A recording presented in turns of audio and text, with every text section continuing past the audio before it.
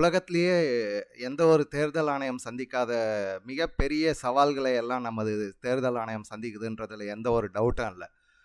வழக்கம் போல் ஆரம்ப காலத்திலேருந்து சின்ன சின்னதாக சீர்திருத்தங்கள் செஞ்சிட்டே வந்தாலும் பட் டைம் டு டைம் வேறு பிரச்சனைகள்லாம் எழ பொலிட்டிக்கல் பார்ட்டிஸ், அது அப்போசிஷனாக இருக்கலாம், இல்லை பப்ளிக்காக இருக்கலாம், இல்லை ரூலிங் பார்ட்டியாக இருக்கலாம், ஒவ்வொருத்தருக்கும் அவங்கவுங்களோட ஆங்கிள்லேருந்து சொல்கிற ஒரு விஷயத்தையும் எடுத்து அதை அனலைஸ் பண்ணி அதுக்கான நிறைய சீர்திருத்தங்களை செஞ்சதில் வேர்ல்டு லெவலில் இன்றைக்கி வரலாம் நீங்கள் அமெரிக்கன் எலெக்ஷன் பார்த்தீங்கன்னா ஈவன் 1 month 2 months 6 months வரலாம் அவங்க கவுண்டிங்கே முடிக்கிறதில்ல, எலெக்ஷனே முடியலை. ஸோ அப்படியெல்லாம் கம்பேர் பண்ணும்போது வேர்ல்டுலேயே பெஸ்ட்டு எலெக்ஷன் கமிஷன்னு சொல்லலாம். பட் இருந்தாலும் அதுலேயும் பிரச்சனைகள் இருக்குது. அந்த ஒரு பிரச்சனையும் நம்ம ஹைலைட் பண்ண சீர்திருத்தங்களை செஞ்சுட்டு தான் வந்தாங்க. பட் இந்த முறை செய்கிற சீர்திருத்தம் வந்து ரொம்ப மிகப்பெரிய விஷயம். வணக்கம், welcome back to geopolitics Tamil. This is SPJ, கற்போம் கற்பிப்போம் டிஏஎஸ் லேர்னர்ஸ் கம்யூனிட்டி தமிழ்நாடு சார்பில் மறுபடியும் ஒரு முக்கியமான ப்ரெசன்டேஷனை உங்கள் முன்னாடி கொண்டு வரோம். ரீசெண்டாக தேர்தல் ஆணையம் எலெக்ஷன் கமிஷன் அடிப்படை நடவடிக்கைகளில் நிறைய மாறுதல்கள் புதுசாக செஞ்சு கிட்டத்தட்ட ஒரு 17 to 20 முக்கியமான மாறுதல்களை கொண்டு வந்திருக்காங்க, சீர்திருத்தங்களை கொண்டு வந்திருக்காங்க. அந்த சீர்திருத்தங்கள் என்ன, அதனோட பலன் என்னன்றதை வந்து நான் சொல்கிறேன். பட் நீங்கள் ஆஸ் ஏ ஓட்டர் உங்களுக்கும் அது புரிஞ்சிருக்கும். நீங்கள் ஓட்டிங் பண்ண போகும்போது அதெல்லாம் பார்த்துருப்பீங்க, இந்த விஷயம்லாம் கேள்விப்பட்டிருப்பீங்க, பொலிட்டிக்கல் பார்ட்டிஸ்க்கெல்லாம் தெரியும். ஸோ என்னென்ன புதிய மாற்றங்கள் கொண்டு வராங்கன்றதை நம்ம இந்த ப்ரெசன்டேஷனில் பார்க்க போகிறோம். ஓகே, ப்ரெசன்டேஷனில் போகலாங்களா? ரெடியா? நம்மளோட வாக்களிக்கும் முறையில் என்னென்ன மாற்றங்கள் வந்திருக்குதுன்னு ஒரு சின்னதாக பார்த்துருவோம். 1952-57 வந்து செப்பரேட் பேலட் பாக்ஸஸ் இருந்தது. அதாவது ஒரு கேண்டிடேட்டுக்கும் தனித்தனியாக பேலட் பாக்ஸ் இருக்கும். நம்ம ஓட்டிங் பண்ணும்போது அந்த பேலட் பாக்ஸில் வந்து நம்மளோட பேப்பர், அந்த டைம் இருந்த பேலட் பேப்பரை வந்து அந்த பர்டிகுலர் பாக்ஸில் போட்டாக்க அதை கவுண்ட் பண்ணுவாங்க. அப்போது இண்டிவிஜுவலாக இருக்கும், ஒரு வேட்பாளருக்கும் தனித்தனி இண்டிவிஜுவல் பாக்ஸஸ்ன்றதுனால கவுண்டிங் ஈஸியாக இருந்தது. அவங்க அந்த டைமுக்கு அதை கவுண்ட் பண்ணி டிக்ளேர் பண்ணிகிட்டு இருந்தாங்க. அதுக்கப்புறமா 1962 ஃபஸ்ட் டைமாக பேலட் பேப்பரை வந்து இன்ட்ரடியூஸ் பண்ணாங்க. அதாவது வித் நேம் சிம்பிள்ஸோட ஒரே ஒரு பேப்பர், அதில் அவங்களுக்கு பிடித்த வேட்பாளரை வந்து அவங்க அதாவது அதில் மார்க்கிங் பண்ணதுக்கப்புறமா அதை பிரித்து அதுக்கப்புறமா கவுண்ட் பண்ணுறது. இதனால் என்ன ஆச்சுனாக்கா தனித்தனியாக பேலட் பாக்ஸ் வைக்க வேண்டிய ஒரு அவசியம் இல்லாமல் போயிடுச்சு. ஸோ நிறைய சிம்பிளிஃபை ஆயிடுச்சு ப்ரோக்ராம். அந்த எலெக்ஷன் ப்ராசஸ் வந்து ரொம்ப சிம்பிளிஃபை ஆச்சு. இது 1962 நடந்தது. அதுக்கடுத்தது 2004 வந்து இவிஎம் இன்ட்ரடியூஸ் பண்ணாங்க. அது பேலட் பேப்பருக்கு பதிலாக இவிஎம் ஓட்டிங் மெஷின், அதில் வந்துட்டு ஜஸ்ட் போய் ப்ரெஸ் பண்ணிட்டாக்க அது கவுண்டிங் ஆயிரும். அந்த மாதிரி கொண்டு வந்தாங்க. அதுக்கு அடுத்தது 2019 விவிபேட் இம்ப்ளிமெண்ட் பண்ணாங்க. விவிபேட்ன்றது வந்து நம்ம ப்ரெஸ் பண்ணுறோம். இப்போ ஒரு பர்டிகுலர் பார்ட்டிக்கு ப்ரெஸ் பண்ணுறோம், அதுக்கு அவங்களுக்கு தான் அந்த ஓட் போதான்றதை வந்து ஒரு பிரிண்டிங் மாதிரி உள்ள நீங்கள் பார்த்துருப்பீங்க. ஒரு பிரிண்டிங் மாதிரி அந்த எந்த பார்ட்டிக்கு நீங்கள் ஓட் பண்ணிங்களோ அந்த சிம்பல் வந்துட்டு ஒரு 2 செகண்ட் நிற்கும். அதுக்கப்புறமா அது கட் ஆகிட்டு பாக்ஸ்குள்ளே விழுந்துடும். ஸோ இந்த மாதிரி ஒரு சிஸ்டம் கொண்டு வந்தாங்க. ஸோ இந்த டெவலப்மெண்ட்ஸ் வந்து 1952 to 57 இது தவிர வேறு ப்ராசஸ் இருந்தாலும் ஓட்டிங் ப்ராசஸில் இந்த சேஞ்சஸ் வந்து மேஜர் சேஞ்சஸ் கொண்டு வந்தாங்க. ஓகே, அடுத்து ரூல்ஸ் பாலிசிஸ் அதிலெல்லாமும் நிறைய டைம் டு டைம் சேஞ்சஸ் வந்தது. இதுக்காக கமிட்டிஸ் எல்லாம் ஃபார்ம் பண்ணி அந்த கமிட்டிஸ் ரெக்கமெண்டேஷன் பேசிஸில் நிறைய சேஞ்சஸ் கொண்டு வந்தாங்க. Tarkunde committee 1974, Dinesh Goswami committee 1990, Vohra committee 1993, Indrajit Gupta committee 1998, law commission ஒரு தனியாக இருக்குது. அவங்க வந்து எவ்ரி இயர் ரிப்போர்ட்ஸ் பண்ணுவாங்க. எவ்ரி 6 months வேறு எலெக்ஷன் முடிஞ்சதுக்கப்புறமா ஒரு ரிப்போர்ட்ஸ் எல்லாம் ரெடி பண்ணுவாங்க. அந்த மாதிரி ரெகுலராக போகும். இதில் 170th ரிப்போர்ட் 1999 வந்து அதில் பெரிய சேஞ்சஸ் கொண்டு வந்தாங்க. அதுதான் அந்த எபிக் கார்டு வந்து கம்பல்சரி பண்ணது.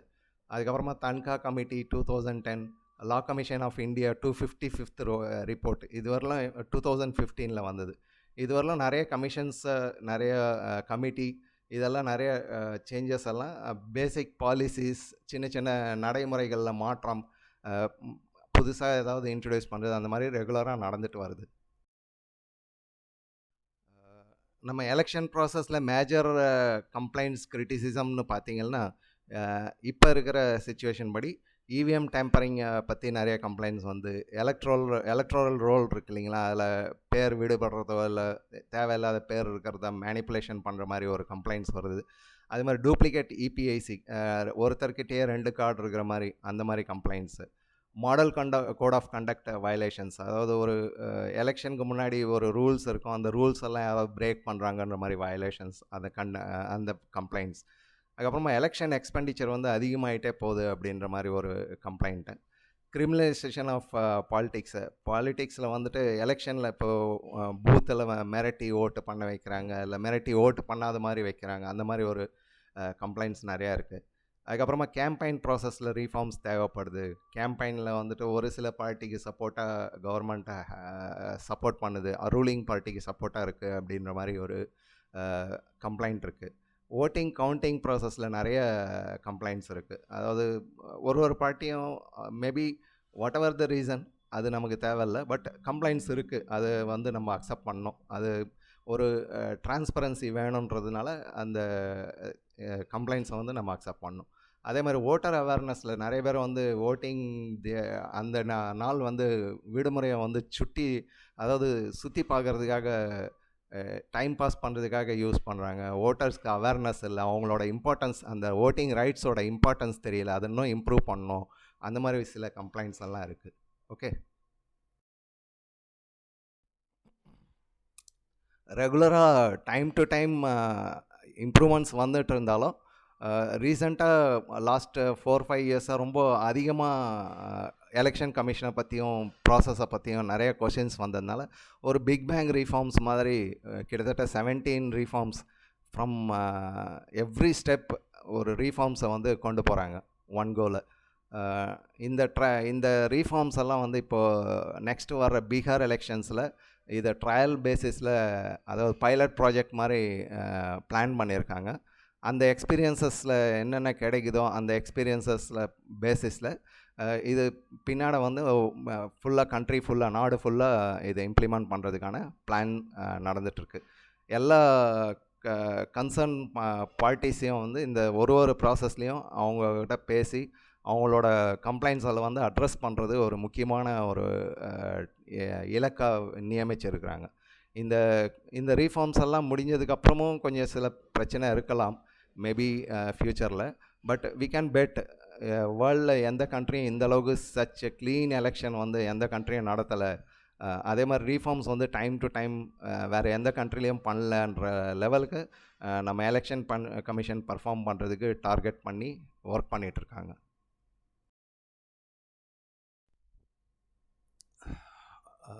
முதல் டார்கெட் வந்து training of booth level agents, பிஎல்ஏஸ்ன்னு சொல்லுவாங்க. பிஎல்எஸ் நீங்கள் கேள்விப்பட்டீங்க, பூத் ஏஜென்ட்டுன்னு சொல்லுவாங்க நம்ம நார்மலாக நம்ம கண்ட்ரியில்.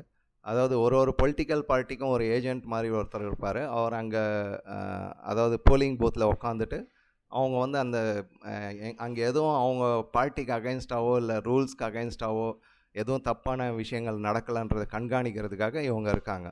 அதே மாதிரி எலக்ட்ரல் ரோல் இருக்குது இல்லைங்களா. இப்போது நம்ம எலெக்ஷன் வர்றதுக்கு முன்னாடி நீங்கள் பார்த்துருப்பீங்க, பொலிட்டிக்கல் பார்ட்டிஸ் வந்து ஒரு ஸ்லிப் கொண்டு வந்து கொடுப்பாங்க. எந்த பூத்து, உங்களோட நம்பர் என்ன, எந்த பூத்து, அந்த பூத் நம்பர் என்ன, எங்கே இருக்குது அட்ரஸ், அந்த மாதிரி உங்களுக்கு இன்ஃபார்ம் பண்ணுவாங்க. ஸோ தட் எவ்ரி ஓட்டை மிஸ் பண்ணக்கூடாதுன்ற ஒரு இன்டென்ஷனில் அந்த ஸ்லிப்பெல்லாம் கொண்டு வந்து கொடுப்பாங்க. ஸோ இதெல்லாம் செய்கிறது வந்து அந்த பூத் லெவல் ஏஜென்ட்ஸ், அந்த குரூப் தான்.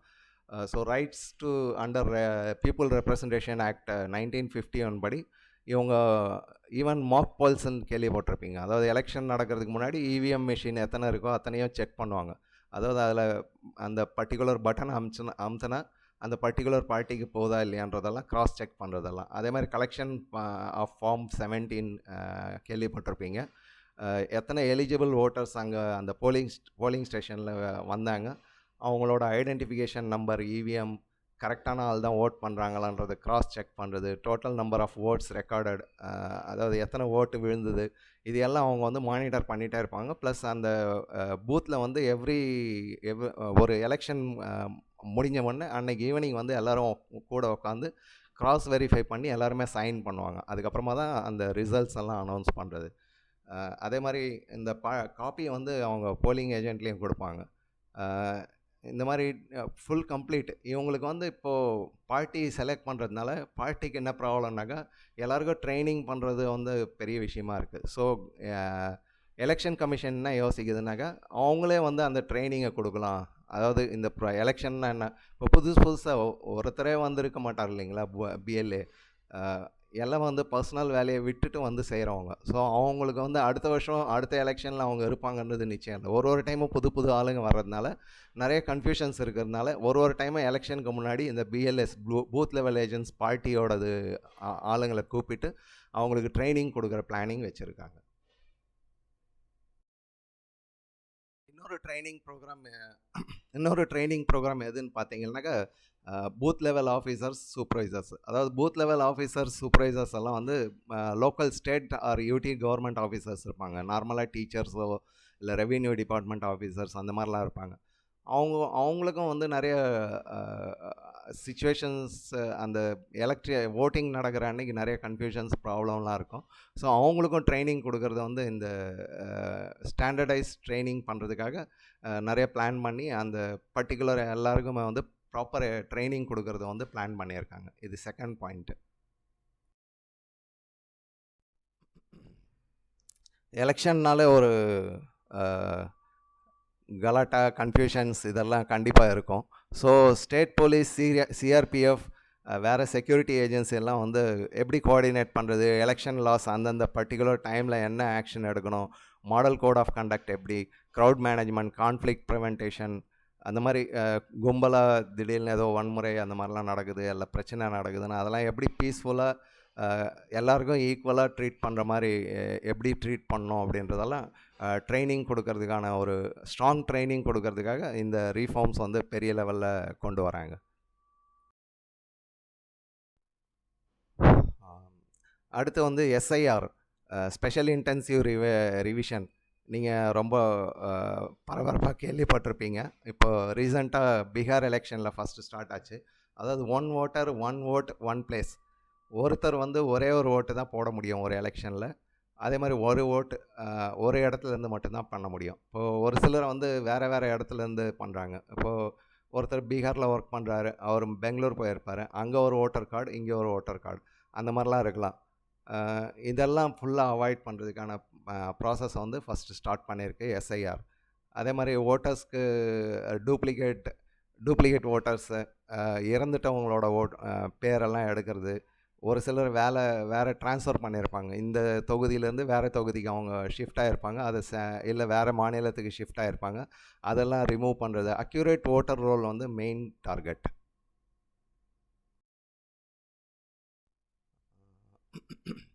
எலெக்ஷனில் ஒர்க் பண்ணுறவங்களோட நிலைமை ரொம்ப கஷ்டமான ஒரு விஷயம். ஓரளவுக்கு சிட்டியில் இருக்கிறவங்களுக்கு ஓகே, பட் நீங்கள் வில்லேஜ் சைட்லலாம் இன்டீரியர் ஏரியாஸ் எல்லாம் எலெக்ஷன் நடக்கும்போது நீங்கள் பார்த்தீங்கன்னா எங்கேயோ காட்டுக்குள்ளே ஒரே ஒருத்தர் இருப்பார், அவருக்காக வந்து தேடி போயிட்டு அவரோட ஓட்டு வாங்கிறது, 1008 பிரச்சனைக்கு நடுவில் அவங்க ஒர்க் பண்ணுறாங்க. ஸோ அவங்களோட ஒரு ஹானர் பண்ணுற மாதிரி அவங்களோட பே டபுள் பண்ணுறது, அதே மாதிரி அவங்களுக்கு தேவையான ரிஃப்ரெஷ்மெண்ட்ஸ், அலவன்ஸ் எல்லாம் இன்க்ரீஸ் பண்ணுறது, டிரான்ஸ்போர்ட்டேஷன் ஃபெசிலிட்டி க்ரியேட் பண்ணுறது, அவங்கள மோட்டிவேட் பண்ணுறதுக்காக நிறைய புதிய சீர்திருத்தங்கள்லாம் வரப்போகுது.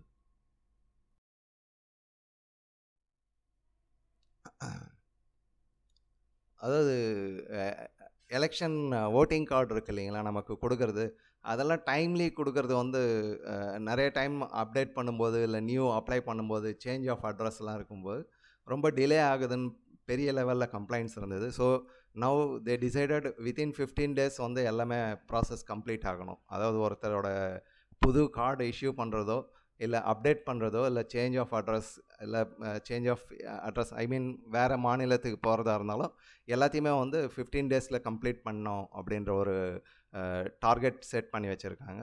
ப்ளஸ் ஒரு ஸ்டேஜ்லேயும் எஸ்எம்எஸ் ட்ராக்கிங் பண்ணுறது, அதே மாதிரி இதெல்லாம் மேஜராக வந்து ஓட்டர் கான்ஃபிடென்ஸ் கெயின் பண்ணுறதுக்காகவும் அவங்களோட இன்கன்வீனியன்ஸ் எல்லாம் குறைக்கிறதுக்காகவும் தான் செய்கிறாங்க. ஓகே, இது ஒரு மேஜர் ரீஃபார்ம். வேறு மேஜர் ரீஃபார்ம்ஸ்ன்னு பார்த்தீங்கன்னா ஸ்டாண்டர்ட் ஃபோட்டோ ஐடி கார்ட்ஸ் பிஎல்ஓஸ்க்கு.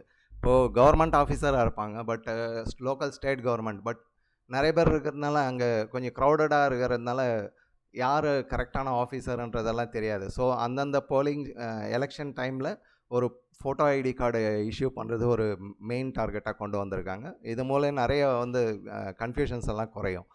அதுக்கப்புறமா மொபைல் டிபாசிட் ஃபெசிலிட்டி எல்லா போலிங் ஸ்டேஷன்லேயும் கம்பல்சரி பண்ணியிருக்காங்க. ஏன்னா நிறைய பேர் வந்து இப்போ எலெக்ஷன் அப்போ மொபைல் எடுத்துகிட்டு போகக்கூடாதுன்றது தெரியாமல் அங்கே வந்து சப்போஸ் ஒருத்தர் இண்டிவிஜுவலாக ஒரு 2-3 பேர் வந்தாங்க, ஒருத்தர் மாற்றி ஒருத்தர் போட்டுக்கலாம். பட் வென் இண்டிவிஜுவலாக வரும்போது அவங்க அந்த மொபைலை எங்கே வைக்கிறதுன்றது ஒரு பெரிய பிரச்சனையாக இருக்குது. ஸோ எல்லா இடத்துலையும் ஒரு மொபைல் டெபாசிட் ஃபெசிலிட்டியை க்ரியேட் பண்ணுறதுக்கு டார்கெட் வச்சுருக்காங்க. அதே மாதிரி ஓட்டர் இன்ஃபர்மேஷன் அந்த ஸ்லிப்பெல்லாம் வந்து இதுக்கப்புறமா க்ளீனாக கம்ப்ளீட்டாக ஒரு அட்வான்ஸ்டாக, அதாவது எலெக்ஷன் நடக்கிறதுக்கு முன்னாடி நாள் இல்லாமல் ஒரு 1 வீக் முன்னாடி அவங்க serial number, part number, booth details எல்லாமே வந்து ஓட்டர்ஸ்க்கு ஒருத்தருக்கும் இண்டிவிஜுவலாக போய் சேரணும் அப்படின்றது ஒரு டார்கெட்டாக வச்சுருக்காங்க. ப்ளஸ் அடிஷ்னலாக இசிஐ நெட்டுன்னு ஒரு டிஜிட்டல் பிளாட்ஃபார்ம் க்ரியேட் பண்ணுறாங்க. அதாவது எலெக்ஷன் கமிஷன்ஸ்னு நிறைய ஆப்ஸ் எல்லாம் இருக்குது. இப்போ எல்லாத்தையுமே இன்டெகிரேட் பண்ணி ஒரே ஒரு பிளாட்ஃபார்மில் எல்லாத்தையுமே பார்க்கலாம். இப்போ ஓட்டிங் கார்டுக்கு அப்ளை பண்ணுறோமோ, இல்லை ஓட்டிங் நடக்கிற இடத்துல ஏதாவது ப்ராப்ளம்னாக்கா கம்ப்ளைண்ட் பண்ணுறது, அந்த மாதிரி வேறு இருக்கிறது எல்லாத்தையும் வந்து ஒரே டிஜிட்டல் பிளாட்ஃபார்மில் கொண்டு வராங்க. அதே மாதிரி இந்த எலெக்ஷன் நடக்கும்போது ப்ராசஸ்லாம் இருக்குது இல்லைங்களா. இப்போது ப்ரெசைடிங் ஆஃபீஸர்ஸ் அங்கே எலெக்ஷன் நடக்கிற இடத்துல அவங்க 2 hours ஒன்ஸ் ரெகுலராக எவ்வளோ டர்ன் ஓவர் ஆச்சு, எத்தனை பேர் ஓட் பண்ணாங்கன்றது அங்கே மொபைல் மூலமாகவே அப்லோட் பண்ணுற மாதிரி. இதுக்கு முன்னாடி என்னென்னா அவங்க ஒரு பேப்பர் கொடுப்பாங்க, அந்த பேப்பர் வந்து பர்டிகுலர் சென்டருக்கு போவோம், அங்கேருந்து அப்லோட் பண்ணுவாங்க. இப்போ இதுக்கப்புறமா அந்த மாதிரி இல்லாமல் அந்த மொபைலில் அங்கங்கேயே அந்த போலிங் பூத்லேயே உட்காந்து அப்லோட் பண்ணுற மாதிரி ஒரு ஃபெசிலிட்டி கொண்டு வராங்க. இது இல்லாமல் இதனால் நிறையா வந்து டிரான்ஸ்பரண்ட்டாகவும் டேட்டா மேனேஜ்மெண்ட் இன்னும் கொஞ்சம் இம்ப்ரூவ் ஆகும், மேனுவல் எரர்ஸ் எல்லாம் கொஞ்சம் குறையும்னு எக்ஸ்பெக்ட் பண்ணுறாங்க.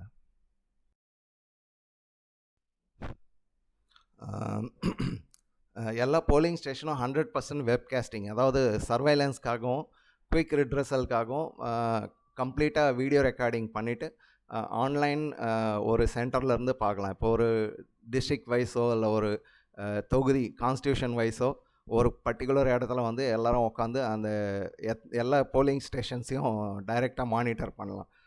அதே மாதிரி மோக் போல்ஸ் பிஎல்எஸ்க்கு ஃபார்ம் 17 அந்த ஓட் கவுண்டிங்கு அதெல்லாம் வந்து ப்ராப்பராக அட்ரஸ் பண்ணுறாங்க. அதுக்கப்புறமா voter booth ratio and booth norms வந்து இன்க்ரீஸ் பண்ணியிருக்காங்க. அதாவது இதுக்கு முன்னாடி வந்து 1500 ஓட்டர்ஸ் பர் பூத்துன்னு இருந்தது. இதனால் என்னென்னா க்ரௌடிங் ஆகுது, லேட் ஆகுது, நிறைய பேர் அதை க்யூவில் நிற்கிறதுக்கு பிடிக்கல, அந்த மாதிரி நிறைய பேர் ஓட் பண்ணாமல் இருக்காங்க. ஸோ அதை வந்து 1200 குறைச்சி இந்த ஓட்டர் லிஸ்ட்டு அந்த ப்ராப்பராக அவங்களுக்கு முன்னாடியே இன்டிமேஷன் கொடுக்குறது எந்த பூத்துன்றது அந்த மாதிரிலாம் பண்ணி முடிஞ்ச அளவுக்கு எவ்வளோ ஸ்பீடாக பண்ண முடியும், அதிகமாக க்யூ இல்லாமல் சீக்கிரமாக முடிக்கிறதுக்காக பிளான் பண்ணுறாங்க. அதே மாதிரி canvassing campaign norms for loud speakers, banners கட்டுறது, அந்த time limits for last minute campaigning இதெல்லாம் நிறையா வந்துட்டு சேஞ்ச் பண்ணுறதுக்கான நிறைய ப்ரொசீஜர்ஸ் எல்லாம் பண்ணியிருக்கு. இது மேஜராக வந்து மோஸ்ட்லி பொலிட்டிக்கல் பார்ட்டிஸ் கூட டிஸ்கஷன் நடக்கும், பப்ளிக் அந்த அளவுக்கு வராது. ஓகே, இன்னொரு மேஜர் ரீஃபார்ம்னு பார்த்தீங்கன்னா anganwadi women workers ladies workers இருக்கிறாங்க. அவங்க வந்து விமன் ஓட்டர்ஸ் செக் பண்ணுறதுக்காக இதுக்கப்புறமா அவங்கள வந்து கொண்டு வருவாங்க போலிங் பூத்தில். அதாவது ஸ்பெஷலாக இந்த கம்ப்ளைண்ட்ஸ் வந்து அதிகமாக வர்றது வந்து நார்த்தில். அதாவது புர்கா போட்டவங்க, கூங்கட் போட்டவங்க வந்துட்டு அவங்க ஃபேஸ் வெரிஃபிகேஷன் நடக்காததுனால நிறையா மிஸ்யூஸ் ஆகுது. அதாவது டெட் பர்சன் ஓட்டை வந்து வேறு யாரோ போடுறாங்க, அந்த மாதிரியெல்லாம் நிறைய கம்ப்ளைண்ட்ஸ் எல்லாம் வருது. இல்லை வேறு ஏஜ் கம்மியாக இருக்கிறவங்க, வேறு ஒருத்தர் எங்கேயோ வெளியே போயிருக்காங்க, அந்த ஓட்டர் இல்லைனாக்கா அவங்க இடத்துல வேறு யாரோ வந்து ஓட் போடுறாங்க. ஸோ ஃபேஸ் வெரிஃபிகேஷன் வந்து கம்பல்சரி ஆயிடுச்சு. இதுக்கு முன்னாடி ஜென்ஸ்க்கு வந்து க்ளீனாக பார்த்துருவாங்க, மோஸ்ட்லி ஜென்ஸ் இருக்கிறதுனால. பட் லேடிஸ்க்கு செக் பண்ணுறதுக்கான ப்ராப்ளம் இருக்கிறதுனால இப்போது ஆங்கன்வாடி உமன் ஒர்க்கர்ஸை கொண்டு வராங்க. ப்ளஸ் அடிஷ்னலாக சிஆர்பிஎஃப்லேருந்து விமன் போலீஸ் அவங்க எல்லாமும் கூட இருப்பாங்க. ஸோ ஃபேஸ் வெரிஃபிகேஷன் மிகப்பெரிய இம்பார்ட்டண்ட் மேஜர் ரீஃபார்ம் கம்பல்சரி ஆக்கியிருக்குது.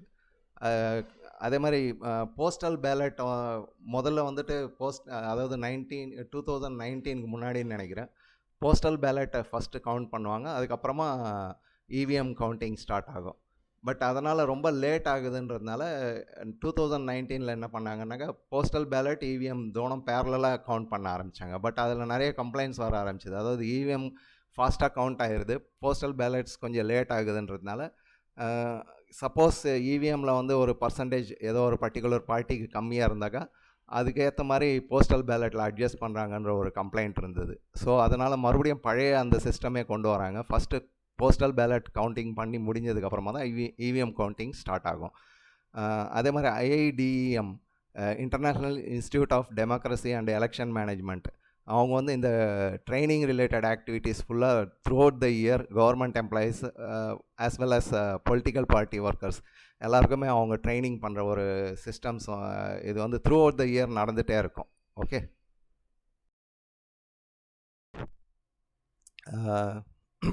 இன்னும் சில மேஜர் ரீஃபார்ம்ஸ் எல்லாம் நடந்துகிட்ருக்கு. அதெல்லாம் வந்து அஃபிஷியல் லெவல், அதாவது இன்டர்னல் எலெக்ஷன் கமிஷனுக்கு உள்ளோ ப்ளஸ் ஆஃபீஸர்ஸ்க்கு அந்த மாதிரி லெவலில் இருக்கிறதுனால அதை பற்றி நான் அதிகமாக பேசலை. But it's a very good move. First time இவ்வளோ பெரிய மேஜர் ஓவர்ஹால் கிரவுண்ட் லெவல்லேருந்து பண்ணுறது வந்து ஆஃப்டர் ஸோ மெனி டிகேட்ஸ்க்கு அப்புறமா நடக்குது. ஸோ பீகார் எலெக்ஷனை வந்து எல்லாம் கவனிக்க வேண்டிய ஒரு விஷயம். அதில் இந்த ரீஃபார்ம்ஸ் எல்லாம் எப்படி வருது, அதோட எக்ஸ்பீரியன்ஸ் என்னன்றது நமக்கு எல்லாருக்குமே புரியும், including political parties as well as public. அதே மாதிரி எவ்ரி பார்ட்டி ஒர்க்கர்ஸ் பார்ட்டி அவங்க வந்து பப்ளிக் வந்து எலெக்ஷன் கமிஷனுக்கு எந்த அளவுக்கு கோஆப்ரேஷன் பண்ணுறோமோ அந்தளவுக்கு இந்தியா நம்ம வந்து வேர்ல்டுக்கே ஒரு நார்ம்ஸை வந்து செட் பண்ணுற ஒரு அதாவது முன்னணியில் இருப்போம். எலெக்ஷன் ப்ராசஸ் எப்படி நடத்தணுன்றது அது நம்ம எல்லார் கையிலையும் இருக்குது. Not only election commission, including political parties. அதே மாதிரி இந்த செட்பேக்ஸ் எல்லாம் வந்து கொஞ்சம் மேனுவல் எரர்ஸ் இதெல்லாம் ஆகும். அது ரொம்ப பெருசாக க்ரிட்டிசைஸ் பண்ணாமல் பட் அதுக்கான பெட்டர் பண்ணுறதுக்கான என்ன வழின்றதை நம்ம தேடிட்டே இருந்தோம்னாக்கா கொஞ்சமாக டெவலப் ஆகிட்டே போவோம் இதெல்லாம். ஏன்னா இப்போ ஆஃபீஸர்ஸ் இல்லை ஒரு பிஎல்ஓ பிஎல்ஏஸ் எல்லாருமே வந்து அவங்க அந்த பர்டிகுலர் டேயில் தான் ஒர்க் பண்ணுறாங்க. இது வந்து ரெகுலர் ப்ராசஸ் கிடையாது. ஸோ சின்ன ப்ராப்ளம்ஸ் வரும், செட்பேக்ஸ் இருக்கும். ஸோ அதெல்லாம் ரொம்ப பெருசாக மைண்ட் பண்ணாமல் மேஜராக அதாவது நல்லபடியாக எலெக்ஷன் நடக்கணும், நல்லபடியாக எல்லாருக்கும் அவங்களோட ஓட்டர்ஸ் வந்து அவங்களுக்கான ஓட்டை போடணும், அதை கரெக்டாக கவுண்ட் பண்ணணுன்ற அந்த ஒரு திங்கிங்கில் போனோம். இதுக்காக எலெக்ஷன் ஸ்டாஃப் ஆஃபீஸர்ஸ் எல்லாருமே ஒர்க் பண்ணுறாங்க, நோ டவுட். ஸோ நம்ம சைட்லேருந்து நம்ம செய்ய வேண்டிய ஒரே ஒரு சப்போர்ட்டு கரெக்டாக ஓட் பண்ணணும், டைமுக்கு ஓட் பண்ணணும், அதை மிஸ் பண்ணக்கூடாது. It is our right and duty, compulsory vote பண்ணணும். அதை மட்டும் நம்ம என்ஷூர் பண்ணிக்கோம். அதே மாதிரி முடிஞ்ச அளவுக்கு நம்ம சப்போர்ட்டிவாக இருப்போம். இந்த ரீஃபார்ம்ஸை பற்றி உங்களுக்கு தெரிய வைக்க வேண்டிய ஒரு முக்கியமான விஷயமா இருந்தது.